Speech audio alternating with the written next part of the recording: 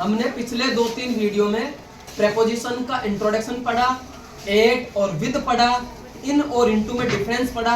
आज हम ऑन और ऑफ में डिफरेंस पढ़ेंगे। तो पहले ऑन के बारे में हम डिस्कशन करेंगे।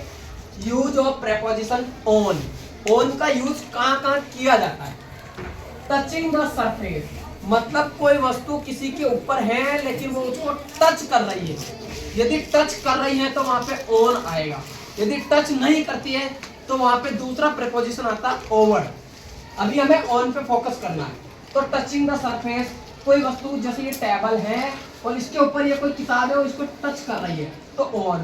फॉर टाइमिंग फिक्स्ड, कोई फिक्स्ड डेट या स्पेसिफिक टाइम दिया गया है वहां पे भी प्रेपोजिशन ऑन आता है। जैसे मैंने नीचे लिखा है for specific dates and days, कोई डेट और कोई डेज जो स्पेसिफिक है, मतलब जो हमें विशेष होने का बोध कराती है, वहां पे प्रेपोजिशन ऑन आता है।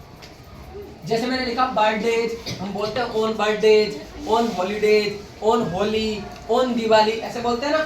Days of week, on Monday, on Sunday, on Wednesday, on Tuesday और डेट्स का जैसे मैंने बता दिया है। अब हम एग्जांपल से इनको समझेंगे। जैसे फर्स्ट एग्जांपल लिखा I was born on 1st of the January, मतलब ये जनवरी मंथ है, इसकी एक फिक्स डेट है, स्पेसिफिक डेट है 1st जनवरी, इसमें मेरा बर्थ हुआ था इस दिन। तो ये डेट कैसी हो गई? स्पेसिफिक डेट एंड डेज में। Put the book on the table, किताब को टेबल के ऊपर रख दो। जब हम बुक को टेबल के ऊपर रखेंगे तो वो उसकी सरफेस को टच करेगा।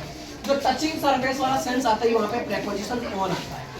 अगला एग्जांपल है he came on Monday, ये डेज और वीक इसकी बात कर रहा है, उसमें पता चलता है कि वो कब आता है या वो कब आया था, तो मंडे को। अगला है I will give you a special gift, मैं तुम्हें एक अच्छा सा स्पेशल गिफ्ट दूंगा on my birthday। तो ये स्पेसिफिक एक डेज के बारे में बता रहा है कि कब, जब मेरा बर्थडे आएगा तब मैं तुम्हें एक अच्छा सा गिफ्ट दूंगा। यहाँ पे हमने ऑन की बहुत सारी यूजेज के बारे में समझने की कोशिश की। अब हम ऑफ के बारे में पढ़ेंगे। Use of preposition of, down और अवे फ्रॉम अ पैलेस, एक स्थान से दूसरे स्थान की तरफ गिर जाना, ऊपर से नीचे की ओर गिर जाना, या कोई पोजीशन में चेंज हो जाता है या टाइम में चेंज हो जाता है, जिसको हम बोलते हैं डिस्कनेक्शन। जैसे कि ये कोई टेबल है, इस टेबल के ऊपर ये किताब पड़ी है, अभी तो किताब यदि पड़ी है तो ऑन आएगा। अभी किताब नीचे गिर गई तो इसका यहाँ से डिस्कनेक्शन हो गया, दूसरी जगह आ गई तो फेयर ऑफ हो गया, गिर गई, तो वहां पे ऑफ प्रीपोजिशन आता है। इन फ्रेजल वर्ब, बहुत सारी ऐसी फ्रेजल वर्ब्स होती है, वहां पे हम उस वर्ब को कंप्लीट करने के लिए प्रीपोजिशन ऑफ लगाते हैं, उसको हम फ्रेजल वर्ब बोलते हैं। अभी एग्जांपल में समझेंगे। टू कट द सप्लाई, कोई चीज है, जैसे मान लो कि यहाँ पे ये स्विच है, ये स्विच है और ये फैन है, ऐसे समझ लो ये फैन है। अब इस स्विच को मैंने ऑन किया तो सप्लाई स्टार्ट हो गई, सप्लाई स्टार्ट होने से ये फैन चलेगा। जब ये फैन चलेगा तो प्रेपोजिशन ऑन आएगा। अब मैंने स्विच को ऑफ कर दिया तो फिर प्रेपोजिशन ऑफ आएगा, वहां पे डिस्कनेक्शन हो गया। जैसे एग्जांपल देते हैं, पहले फ्रेजल वर्ब देते हैं। टर्न ऑफ, बदल दो। स्विच ऑफ द बटन, जैसे बोलते हैं ना फैन का बटन बंद कर दो, वहां पे सप्लाई बंद हो जाएगी। फुट ऑफ, उतारने के लिए, कपड़े पहने हुए, फुट ऑन, उतारने के लिए foot of.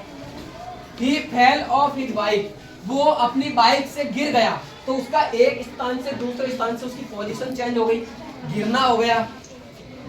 Keep of the knife, ये दूर रहने से या अलग होने के सेंस में देता है कि चाकू से दूर रहो। अब इनको एक बार हम वापस समझते हैं। प्रेपोजिशन ऑन किसी सरफेस पे टचिंग के स्थान पे बताता है। जैसे ये टेबल है, टेबल के ऊपर ये किताब पड़ी है, यदि टेबल के ऊपर किताब पड़ी है, टेबल के ऊपर किताब पड़ी है तो ये टचिंग सरफेस है तो ऑन आएगा। जैसे ही ये किताब टेबल से गिर के इधर नीचे आ गई तो इसका इससे कनेक्शन खत्म हो गया। जब कनेक्शन खत्म हो गया तो यहाँ पे ऑफ प्रीपोजिशन आएगा, पहली बात। दूसरी बात कि कोई स्पेसिफिक डेट है, डेज है, या कोई संडे मंडे मतलब डेज है वीक के, तो वहां पे प्रीपोजिशन ऑन आता है और फ्रेजल वर्ब्स को कंप्लीट करने के लिए प्रीपोजिशन ऑफ आता है। इतना सा ध्यान रखना, ठीक है? Okay, thank you.